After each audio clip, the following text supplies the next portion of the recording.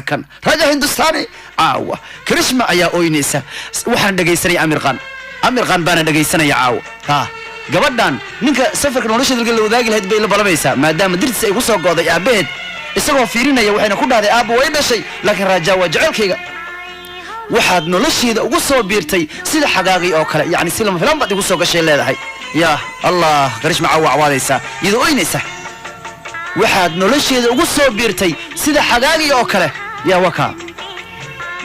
waxaad nolosheeda ugu soo biirtay sida xagaagii oo kale yani lama filan baad igu soo gashay weliga ku dhex jir qalbigayga adigoo isiinaya jaceyl aan dhammaad lahayn bay leedahay weliga qalbigayga ku jir adigoo isiibanaya jaceyl aan dhammaad lahayn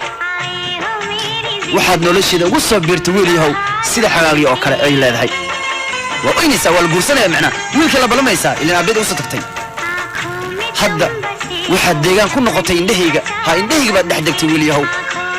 hadda waxaad deegaan ku noqotay indhahayga markasta qalbigay ku jir jaceelkaygiyo markasta qalbigay ku jir yaa arjacayla waka waxaad nolosheeda ugu soo biirtay sida xagaagii oo kale bay ku leedahay gabadha wiilka aabeed oo fiirinay ka soo tagtay ee soo raacday waka aabeed hadda cabaadaya leeyahay taas ma dhalin aaba laga tago wada taqaanamaho ma dhalin waxay ii tahay ma jirto waan gooyay waan nacay ay leedahay gabardhan ee aabeed ka soo tagtay ayuu markaa birjid kugu tagaya marka yaa ka yeelaa marka ma ahan birn wuxuu leeyahay aaminaay waa ku jeclahay khadiijaay waa ku jeclahay waa ku waalanaya xamiidaay caashaay waa ka oo intaa ka socota gabadha oo in baa ka socoto balan bay la wada ilaa hadda wiilka la balamaysaa aabeed waa kasdhaayo aniga ma dhalin buu leeyahay darawalkeedii ayuu ahaa maalinkaa haddana sida ninkeedu noqday saaxiibkaygiiyo jaceelkaygiiyo saantaan isula qaadno sida hadda oo kale weligeen caada dhaqameedka wareegay ka hadlaysaa feer waxay leedahay saaxiibkaygiiyo jaceelkaygiiyo saantaan isula qaadno aan isula soconno sida hadda oo kale xitaa haddii dunida oo dhan ay iga soo horjeysato go'aankayga ma beddelay leedahay aniga sidaa daraaddeed ii noqo adiga wax walba ilayn dadkayga ayaan kaaga soo go'aye ilma raacahaygu noqon camal allah yaa sidaa daraaddeed ii noqo adiga wax waliba ilayn dadkayga ayaan kaaga soo go'ay mar kasta qalbigay ku dhex jir jaceelkaygiyow yaa qalbigay ku dhex jir inta mar kasta ku dhex jir qalbigayga waka